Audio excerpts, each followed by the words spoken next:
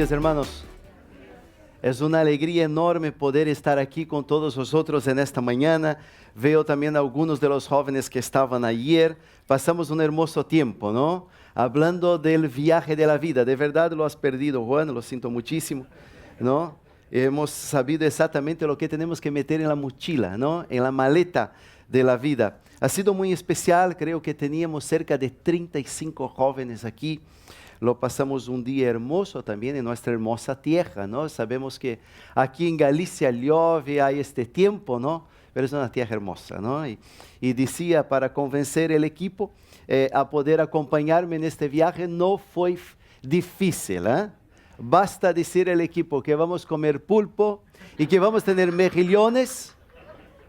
Todos dijeron en el mismo instante, yo voy, cuenta conmigo, no fallaré. Y fue eso realmente que aconteció. Bueno, queridos, quiero sin más poder presentar también el equipo que nos acompaña en este fin de semana. Presento comenzando a ver, aquí estamos nuestros chicos, nuestros jóvenes, a Israel García de Málaga. Isra, te pone en pie, por favor. También nos acompaña a Magdiel. Dios está haciendo una obra en su vida y nos acompaña este fin de semana. También está Carla de Chile. Carla, ¿dónde tú estás ahí? También nos acompaña Nubia Sousa de Brasil y también Fabiana Villarroel de Bolivia, aunque ya está aquí há muchos años con nosotros. Es una alegría, queridos, poder estar aquí y poder compartir la palabra del Señor en esta mañana, rever muchos rostros, muchas personas amigas y queridas. Así que gracias a la iglesia, a los pastores, también por... ¿Cómo? Ah, sí, por supuesto, claro. Es que estaba aquí pensando, ¿no? Es verdad, es verdad. Y me acompaña también de manera muy especial mi esposa querida. Bueno. Gracias, Ima. Así rompemos el hielo, ¿verdad? Muy bien, es verdad.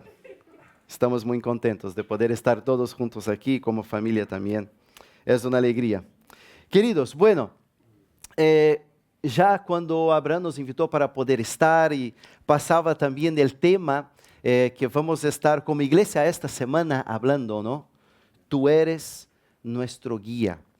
Y justo cuando me pasaba la referencia de ese libro del hermano Packer, este canadiense, él hablaba sobre este libro, ¿no? Lo que hace Dios, o el nombre de Dios, o la palabra de Dios, o la teología de Dios. Hay varias traducciones para el título de este libro.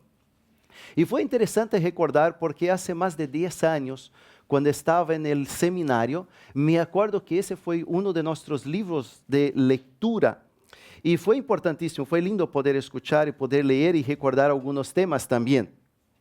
Y mientras leía, y ya comenzaba a pensar qué iba a compartir, se iba a repetir algún tema, se iba a trabajar algún tema nuevo. Y justo me he acordado, leyendo el material, la palabra escritural.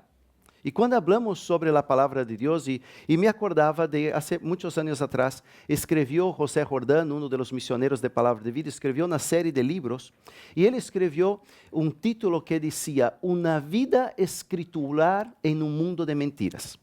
Una vida escritural en un mundo de mentiras. Aunque sea quizás un título un poco largo y raro, podemos pensar en qué mundo nosotros vivimos hoy.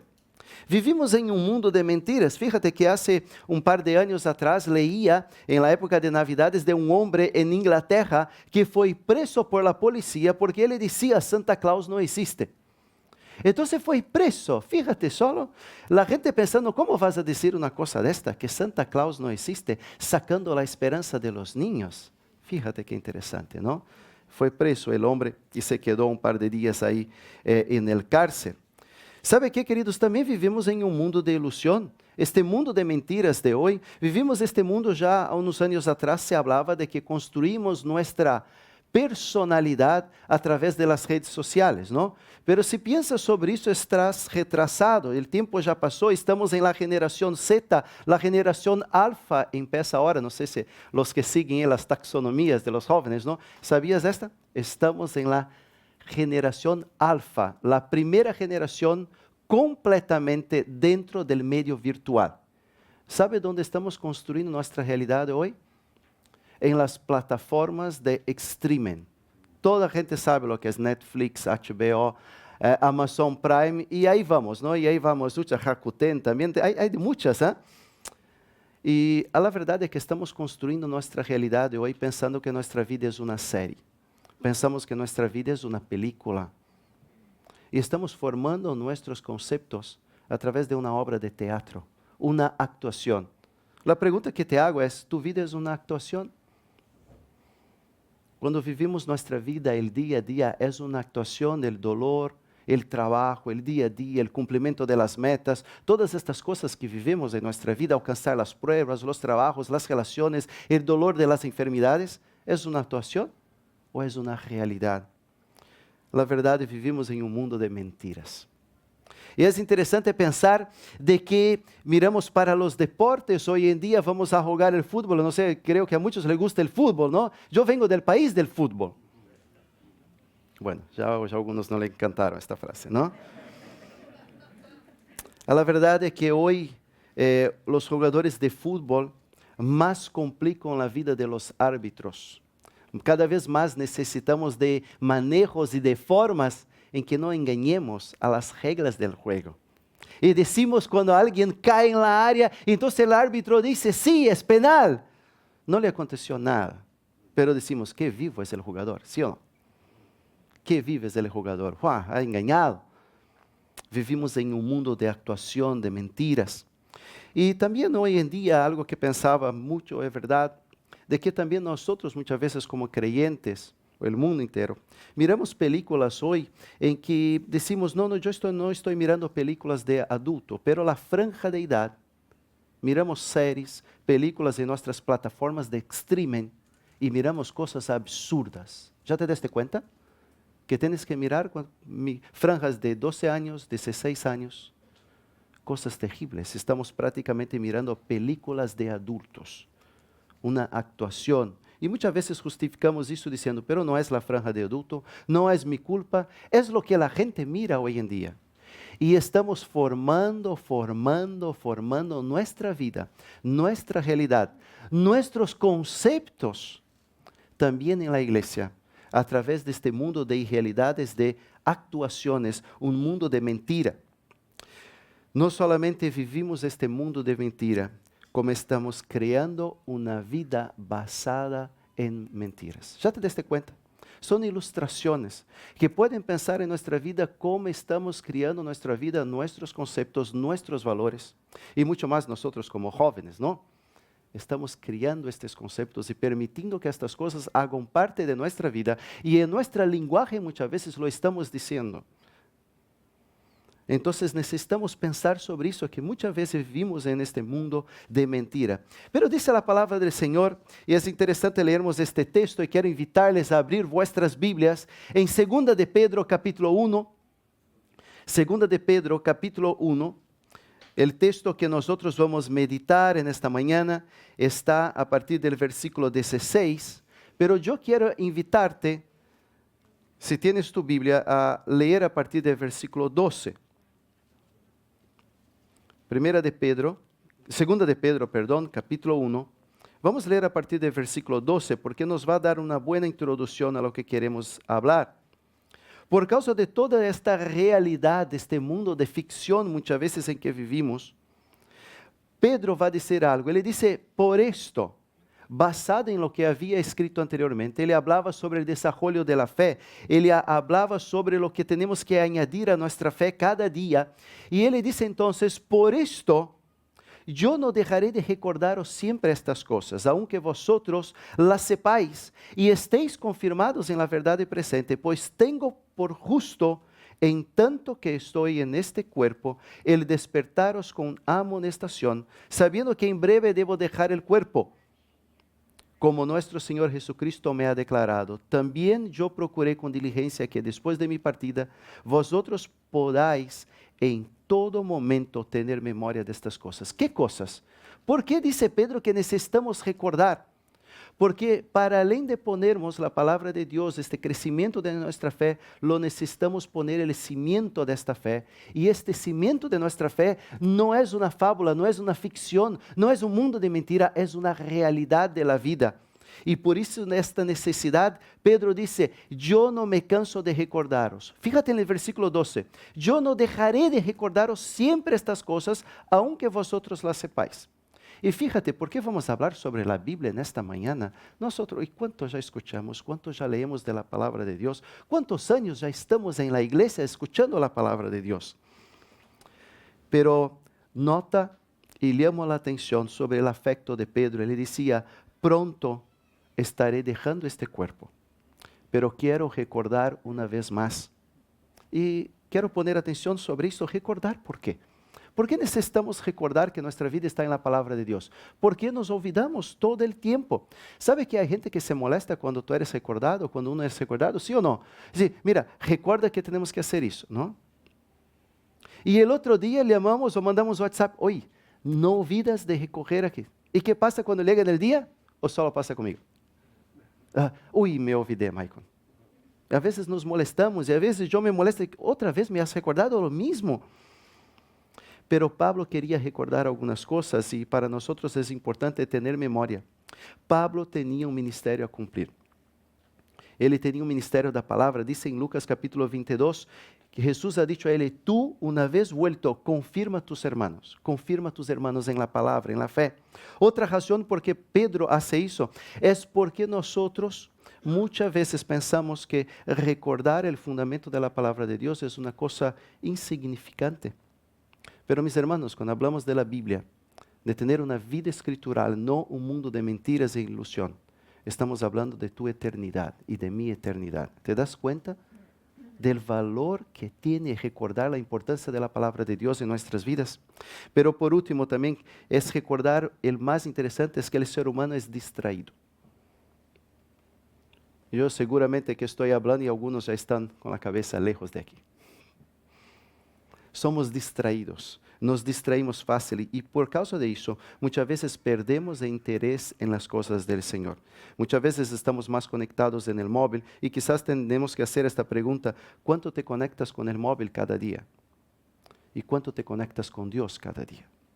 Y de ahí ya tenemos una explicación por qué vivimos vidas ansiosas, vidas desconectadas, en un mundo de ficción y de mentira que nos rodea. Y por eso Pedro va a recordarnos en esta mañana y en estos pocos versículos que vamos a meditar, la necesidad de tenermos una vida escritural en un mundo de mentiras. Y la pregunta que Pedro nos quiere contestar aquí, ¿por qué necesitamos tener esta vida escritural? Yo quiero dar 4 razones para eso. La primera es que nosotros no debemos seguir fábulas artificiosas. Dice el versículo 16. Porque no os hemos dado a conocer el poder y la venida de nuestro Señor Jesucristo siguiendo fábulas artificiosas. ¿Qué es estas 2 palabras, fábulas artificiosas? Bueno, fábulas son mitos. Son mitos, es una ficción, es una leyenda. Artificiosa, sabe, ese concepto es muy interesante. Dice, significa concebir algo después de un esfuerzo mental. Dice, te esfuerzas para crear una historia y una leyenda, pero que en realidad no existe. Fíjate qué interesante. Pablo ha advertido al pueblo de Dios, muchas veces le ha dicho a Timoteo, en 2 Timoteo 4:4, le dice, se aparte de aquellos que están se apartando de la verdad, porque están volviendo a las fábulas. ¿Viste? Se aparte Timoteo de estas personas, se aparte de esta realidad. Ele también advirtió a Tito y él le dice, Tito, cuidado con las fábulas judaicas. Es interesante pensar sobre eso. Personas que están criando doutrinas y conceptos, quizás Jesús no ha venido de verdad. Quizás Jesús no era Dios. Quizás la gente lo escondió el cuerpo. ¿Sabéis que hoy en día hay personas que dicen, no, Jesús murió de verdad y Él fue enterrado en algún sitio y lo inventaron toda esta historia del Señor Jesucristo? ¿Sabe, querido? 2 de Pedro nos va a hablar sobre estos falsos profetas que criavam conceptos e valores e conceptos de tantas coisas diferentes. E muitas vezes nós estamos seguindo estas realidades. E necessitamos pensar sobre isso. Não cambia as palavras inspiradas de Deus por leyendas urbanas. Não cambia as palavras inspiradas por Deus por leyendas urbanas, por palavras humanas, quizás del predicador de la moda. Muitas vezes estamos seguindo isso porque é bueno, porque é bonito, Y Pedro nos está diciendo claramente aquí, queridos, os he dado a conocer la venida del Señor Jesucristo, no por mitos sofisticados, sino como sabiendo, como habiendo visto con nuestros propios ojos la majestad del Señor. Qué bonito pensar, queridos, que cuando leemos la Escritura Sagrada, no son fábulas, no son historias, no fue alguien que creó una gran película con un gran enredo para contar nuestra historia y hacernos creer en una realidad que no existe. No, fue una gran realidad y por eso debemos tener este gran cuidado de no seguir a mitos sofisticados, no seguir a fábulas artificiosas en nuestra vida. Y Pedro quiere recordarnos esto. Pero la segunda razón también para pensarmos sobre eso, cómo podemos vivir esta vida escritural en nuestro mundo de mentiras, es que no bases tu vida en experiencias personales. Fíjate qué interesante, leyendo el texto, siguiendo, dice, sino como habiendo visto con nuestros propios ojos su majestad, pues cuando Él recibió de Dios, Padre, honra y gloria, y fue enviada desde la magnífica gloria una voz que decía, este es mi Hijo amado, en el cual tengo complacencia. Y nosotros oímos esta voz enviada del cielo, cuando estábamos con Él en el monte santo. Yo quería invertir este tiempo en recordar esta historia, estos versículos. Son 9 versículos. Vamos a leer rápidamente en Mateo, capítulo 17. Pedro está hablando de este momento de la transfiguración, de este momento en que él estaba con más 2 discípulos y tuvieron la oportunidad de ver esta historia. Yo pensaba, ¿será que leo tantos versículos ahí en la predicación? Yo creo que es importante para nosotros fijarnos en lo que Pedro está contando aquí. Mateo 17, versículos de 1 a 9, dice, 6 días después, Jesús tomó a Pedro, a Jacobo y a Juan, por eso dice en el plural, en 2 Pedro, estas 3 personas, su hermano, y los llevó aparte a un monte alto, y se transfiguró delante de ellos, y resplandeció su rostro como el sol, y sus vestidos se hicieron blancos como la luz. Y he aquí les apareció a Moisés y Elías hablando con él. Fíjate qué experiencia maravillosa. Y entonces Pedro dijo a Jesús, Señor, bueno es para nosotros que estemos aquí. Si quieres, hagamos aquí ahora 3 enramadas.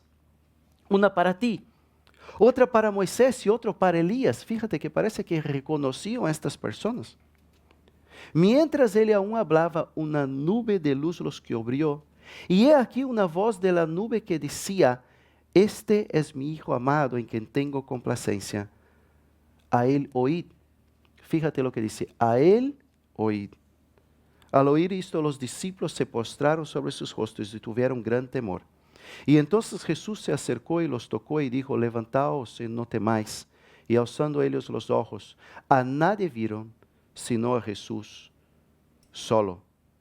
Y cuando descendieron del monte, Jesús les mandó diciendo, no digáis a nadie la visión, hasta que el Hijo del Hombre resucite de los muertos. Y eso pasó de verdad. Y aquí en esta carta, Pedro está recordando este momento tan especial, el momento de esta transfiguración. Y Pedro está diciendo que fue su experiencia, fue lo que vio. Es interesante pensar en nuestra vida, muchas veces hoy estamos basando nuestra vida en experiencias personales, y sí que ha sido una experiencia, porque nadie más en la historia tuvo esta experiencia personal. Esta transfiguración, entre tanto, no quiere traer para nosotros una nueva doctrina de que necesitamos ver a Dios para estar seguros de que somos creyentes. No, eso es una descripción, como dicen los eruditos, no una prescripción. ¿Sabes la diferencia? Una descripción es algo que aconteció en un momento, no una prescripción, no es un requisito para que tú conozcas a Cristo. Pedro está descrevendo esta su experiencia, y cuando nosotros pensamos en la transfiguración y pensar en este momento, ¿por qué Pedro está contando su experiencia personal? Y yo justo estoy diciendo lo contrario, ¿no? No bases tu vida en experiencias personales. Pero la verdad, en el momento de la transfiguración, Pedro está afirmando varias doutrinas. Ele está afirmando que Jesús era Dios, porque Él lo fue cambiado, una luz enorme. Él está afirmando el plan de redención de pecadores perdidos. Fíjate qué interesante. Dios está confirmando en la vida de Jesucristo, este es el plan que yo tengo para ti. ¿Sabe por qué? Los falsos profetas están diciendo muchas veces, Jesús no ha venido con un plan, Jesús no ha venido para morir. ¿Ya escucharon eso? Yo escuché, no, que Jesús ha sufrido tanto. No puede ter sido verdad de todo lo que ha pasado. Jesús ha venido para cumplir el plan de redención de Dios. Él ha venido para pagar por nuestros pecados, para salvar pecadores. Ahí en su nacimiento lo dice en la Escritura. Hay también una tercera razón, una tercera doctrina en esta historia, es que Cristo cumplió las Escrituras. Fíjate que dice en Lucas capítulo 24, 27, que Él cumplió la ley y los profetas.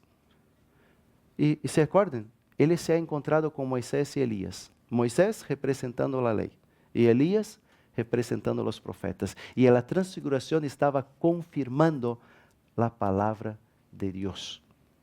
Es interesante pensar también que Jesús en esta transfiguración confirmaba la realidad del reino de Dios.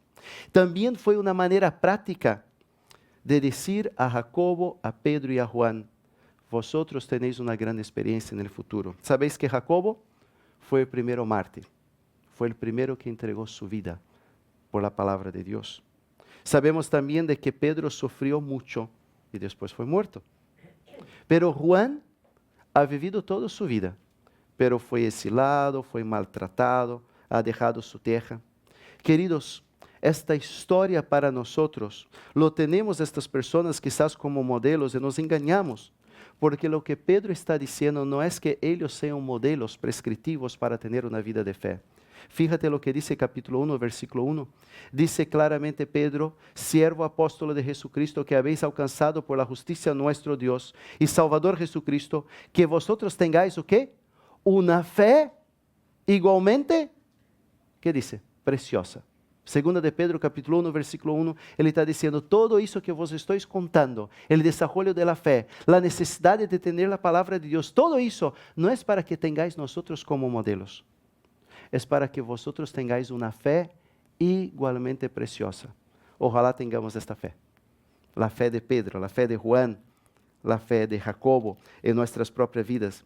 Queridos, no los tenemos, no debemos tener a ellos como modelos, sino que podamos imitar su fe, imitar su fidelidad. Y muchas veces nosotros estamos buscando imitar no a Cristo, pero imitar a personas, imitar a contexto y buscar a tener estas experiencias personales, pero no debemos basar nuestra vida en experiencias personales. ¿Sabe por qué? Dice Wiersbe o seguinte, las experiencias se desvanecen, pero la palabra de Dios permanece para siempre. Dice más, las experiencias son subjetivas, pero la palabra de Dios es objetiva, es clara. Las experiencias pueden ser interpretadas de maneras diferentes y por distintos participantes. Y aún más, las experiencias pueden ser distorsionadas. Pero la palabra de Dios tiene un mensaje y un mensaje claro para nuestras vidas.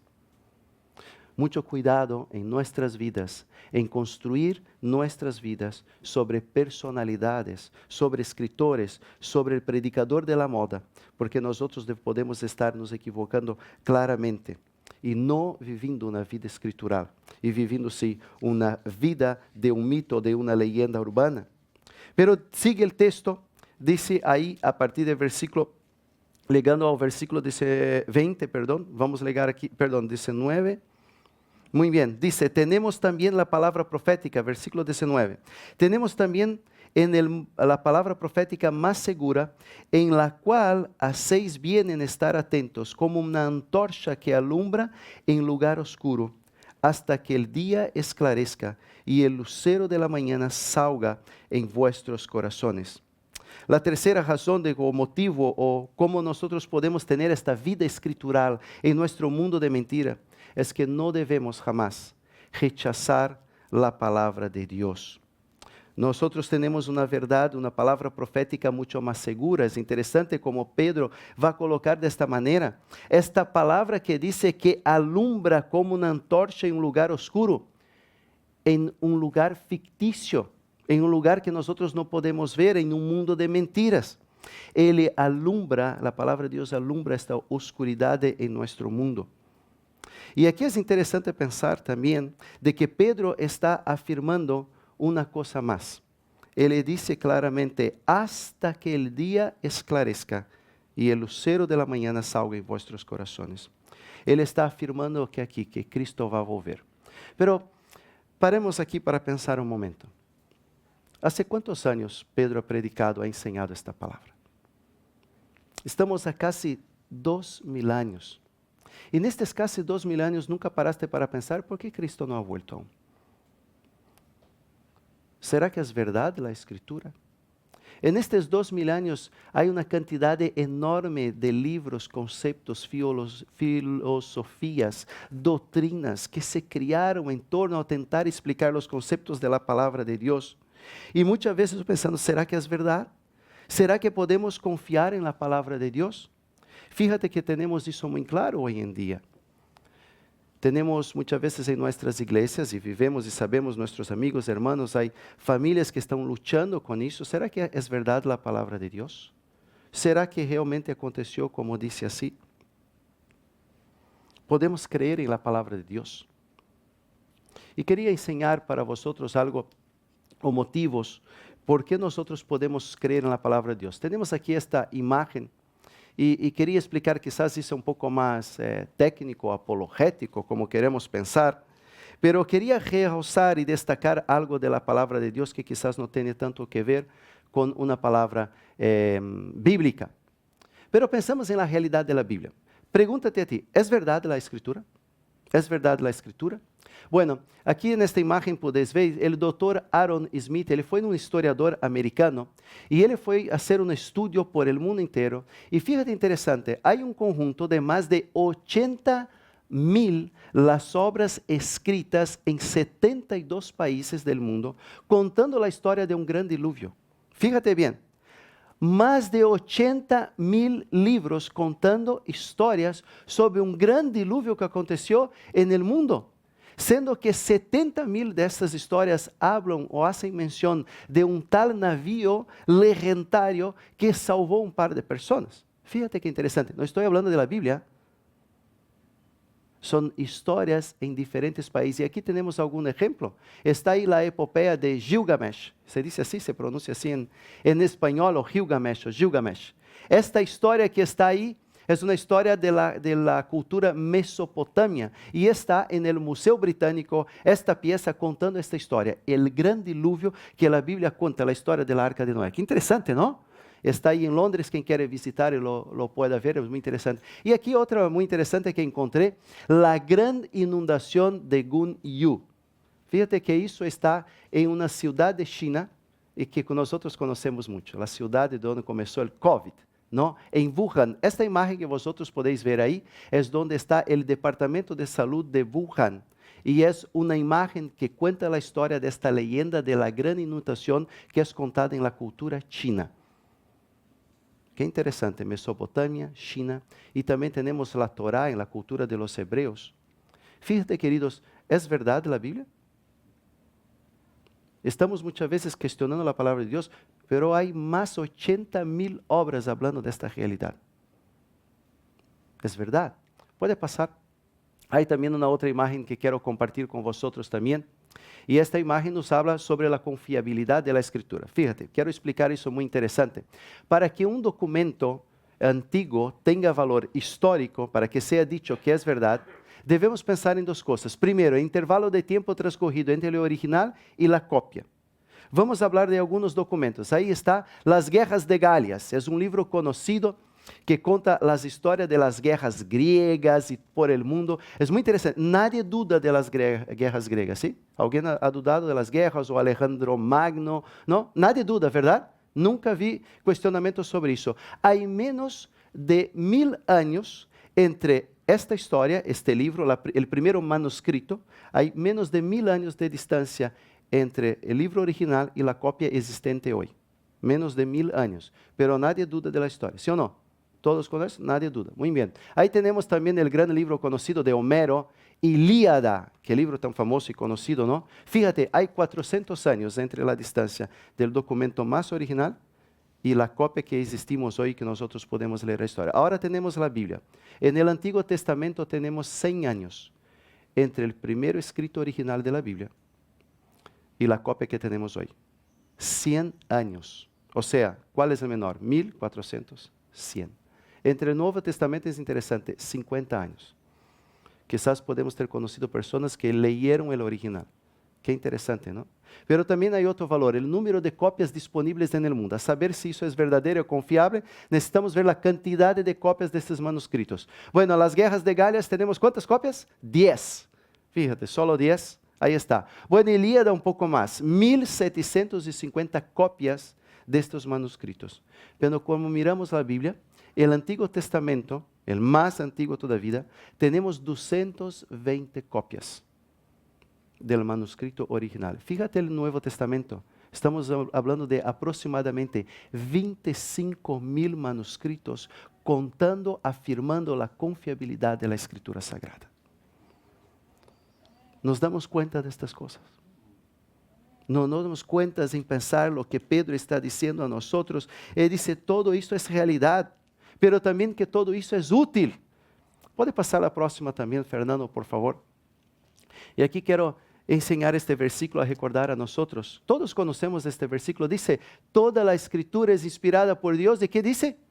Es útil. Tiene valor, tiene aplicación para tu vida, para mi vida, para nuestro, ¿para qué? Para enseñar, redarguir, instruir en justicia, los cuales nos pueden hacer sabios en nuestra fe en Cristo Jesús. Y quiero enseñar esta realidad y esta utilidad. Puede pasar. Tenemos también esta imagen. Yo quiero enseñar algunas de las utilidades de la palabra de Dios para nuestras vidas. A través de personas que creyeron en la palabra de Dios, el mundo comenzó lo que hoy conocemos como los hospitales. Aquí cerca, 100 kilómetros de aquí, si vosotros fueren a la ciudad de Braga, en el norte de Portugal, vais a ver un hospital. Cuando tú miras a frente del hospital, es una iglesia. Es una iglesia. ¿Por qué? Porque fueron personas que creían en el Señor, comenzaron lo que hoy en el mundo son los grandes hospitales. ¿Quién comenzó eso? Personas que creían en Dios y querían ayudar a la gente. La palabra de Dios es útil, es práctica para nuestra vida. Si nosotros pensamos hoy en el mundo de derecho, y todos hablamos sobre los derechos, ¿no? ¿Dónde comenzó y dónde está fundamentado toda la ley en los gobiernos, principalmente en el mundo occidental? ¿Dónde comenzó? En la Escritura. La Biblia es el fundamento del derecho humano que existe en el mundo hoy. Yo no soy abogado y quizás sea un abogado aquí, ¿no? Sabemos que ahí está el fundamento, todo comienza ahí. Pero cuando hablamos también de las grandes universidades del mundo, hablamos quizás de la más conocida. ¿Cuál es la universidad más famosa o conocida en el mundo? Oxford. ¿Y Oxford comenzó con qué? ¿Cuál fue el primer curso de Oxford? Ingeniería electrónica. No. Comenzó con el estudio de la Biblia, de la Escritura. Hoy es una de las mayores universidades del mundo. Toda la gente quiere tener un certificado de Oxford. ¿Sabes cómo comenzó Oxford? Estudiando la palabra de Dios. Así fue el primer curso. También en Harvard, también podemos dar este mismo ejemplo, y tantas otras universidades del mundo.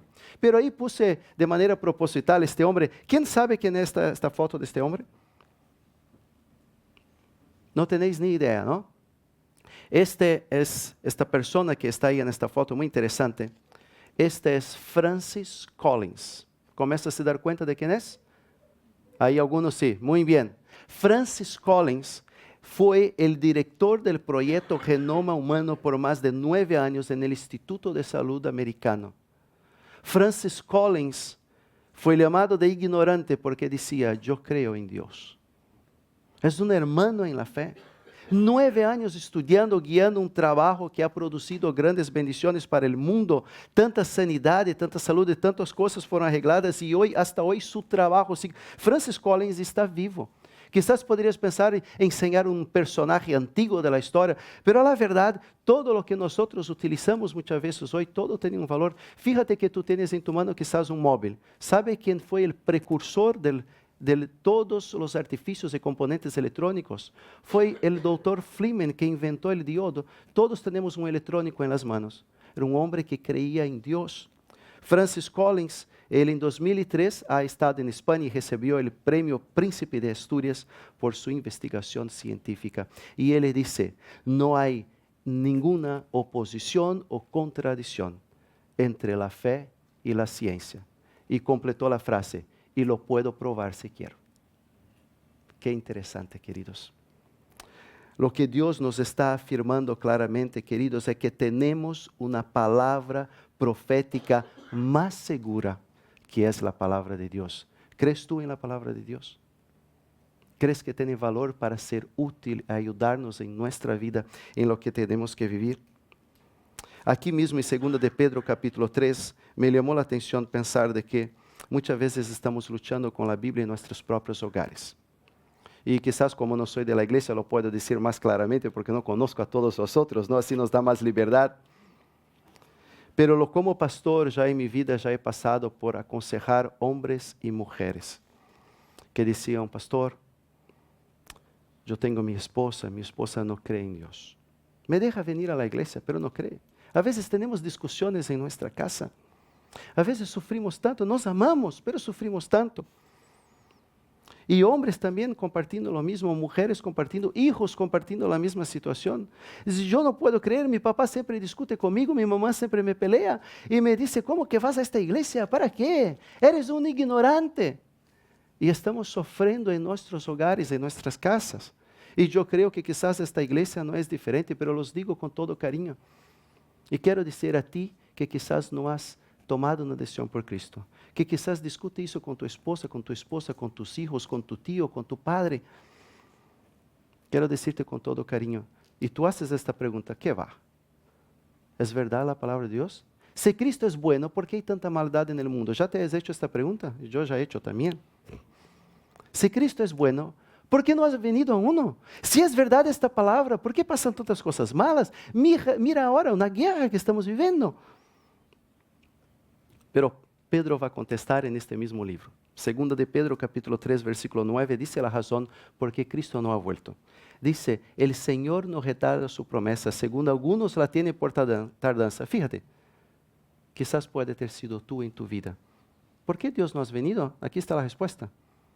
Algunos piensan que el Señor tarda, sino que es paciente el Señor para con nosotros. El Señor es paciente contigo. El Señor es paciente conmigo. ¿Sabe qué? Porque Él quiere que todos podamos llegar a arrepentirnos de nuestro pecado y tener salvación. Y estamos muchas veces en nuestra vida viviendo esta lucha en nuestros corazones. ¿Por qué hay tanto mal? ¿Por qué hay tantas cosas? ¿Sabe qué, querido? El Señor tiene paciencia con nuestra vida. Y lo que el Señor quiere es que tú puedas ir con tu esposo, con tu esposa, con tus hijos, con tus padres para el cielo. El Señor es bueno. Pero por último, quiero concluir y terminar nuestro tiempo en el versículo, el último que nos falta, el versículo 21. Tenemos esta palabra segura, sabemos lo que tenemos que hacer, pero dice el versículo 21, porque nunca la profecía fue traída por voluntad humana, sino que santos hombres de Dios hablaron, siendo inspirados por el Espíritu de Dios.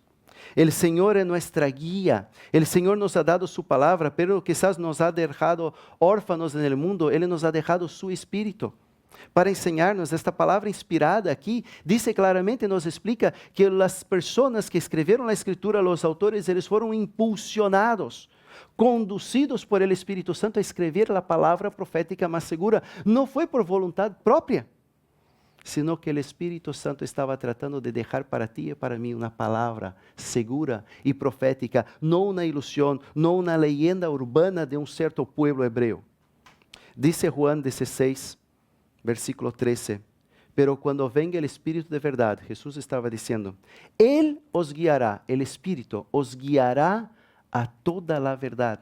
Porque não hablará de sua própria conta. Não é uma película de la tele ou de Netflix, ou não é o novo lançamento de la série que nos gusta mais. É uma história real. Ele não hablará de sua própria conta, sino que hablará a todo lo que oyere e los hará saber as coisas que han de venir. E por isso não devemos, queridos, por último, o último ponto, dizer, subestimar a guia do Espírito Santo em nossa vida. Não devemos subestimar a guia do Espírito Santo em nossa vida. E eu creio que chegando neste ponto, já podemos concluir nesta manhã nosso tempo de predicação. Queridos, necessitamos realmente pensar e necessitamos buscar tener una vida escritural en un mundo de mentiras. Necesitamos de esta palabra porque imagina, ¿ya paraste para pensar? Imagina qué pasaría si nuestra guía fuera la tradición, si fuera la experiencia de personas, si dependiese de la memoria humana. ¿Te olvidas de las cosas? Yo me olvido muchas veces de las cosas. Estaríamos a merced de personas humanas y falibles. La iglesia de Jesucristo dice esta frase tan famosa y tan conocida seguramente. La iglesia de Jesucristo siempre está a una generación de extinguirse. Nosotros no dependemos de tradiciones de hombres. Nosotros no dependemos de personas que ya murieron. Nosotros dependemos de la palabra de Dios. Los hombres mueren, pero la palabra de Dios vive para siempre. Y yo creo que necesitamos recordar esta palabra en nuestra vida.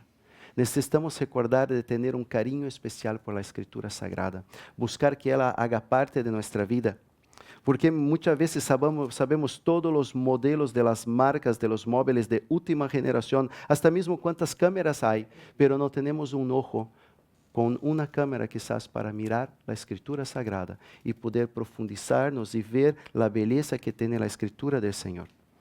¿Sabe qué, queridos? Podemos pensar y realmente recordar, Jesús es la piedra angular que afirma el edificio, dice Efesios capítulo 2. ¿Sabes qué? Pero la palabra de Dios es el cimiento. Y cuando tú pones en tu vida esta piedra angular, pone este fundamento y comienza a poner todas las otras piedras de tu vida, el trabajo, la familia, tus valores, todos los conceptos, todo eso gana forma y gana firmeza cuando nosotros ponemos estos, pero junto con el cimiento de la palabra, el cimiento de la fe, que es la palabra de Dios. Para que Él sea nuestro guía en un mundo de mentiras, necesitamos de su palabra, necesitamos de la iluminación del Espíritu Santo. Y por último quería decir, antes de buscarmos una aplicación para eso, para este tema de esta mañana, no sigamos el predicador de la moda, sigamos el Dios de la historia. Sigamos el Dios de la historia. Y quiero concluir dejando esta aplicación principalmente para la iglesia y también para aquellos que nos visitan, también para el equipo, ¿no? Podemos pensar y decir sobre eso, ¿cómo podemos aplicar este ensinamiento, esta frase larga, algunos me decían, ¿no? Una vida escritural en un mundo de mentiras. ¿Cómo podemos aplicar en eso? Hay un libro que yo no os recomiendo la lectura, pero es un libro muchas veces aburrido. Hay un filósofo, un educador de la Universidad de Columbia, se llama Mortimer Adler. Él escribió un libro y el nombre del libro es Cómo leer un libro. Un poco raro, ¿está bien? Ahí para los maestros están, Juan, tú que eres un maestro, te voy a recomendar este libro para ti, ¿está bien? Mortimer Adler. Él escribió este libro diciendo cómo leer un libro. Y al final de sus 460 páginas, así que te animo a leerlo, Juan, porque vale la pena, pero es un desafío, ¿no? Él le dijo el siguiente cuando concluyó el libro. Él le dice que solamente el lector incorpora lo que ha leído o incorpora la enseñanza de un libro en su vida cuando hace un subrayar o un apunte en el libro. Fíjate, voy a decirlo de nuevo de otra manera. Solamente el lector incorpora lo que ha leído de un libro cuando él coge el libro y él hace un subrayar en una frase o él hace un apunte. Perdona a los hermanos que no quieren escribir en la Biblia, pero lo que él está diciendo, este estudioso, dice que cuando hacemos eso, cuando hacemos marcas, como destacamos cosas, como ponemos una etiqueta, nosotros comenzamos a incorporar lo que está escrito en nuestra propia vida. Así que para esta semana yo te quiero retar. Nosotros estamos buscando la guía del Señor para nuestra vida. Que el Señor sea nuestro guía. Yo te quiero animar a que cuando leas tu devocional, tu hora silenciosa, el libro que tú estás estudiando cada día o la propia Biblia, y yo te quiero animar a que tú puedas cada día de esta semana hacer un apunte en tu Biblia, hacer un subrayar en una frase, en un contexto, o un resumen de lo que tú has leído, un resumen fácil, una frase que te pueda recordar este contenido. ¿Sabes por qué?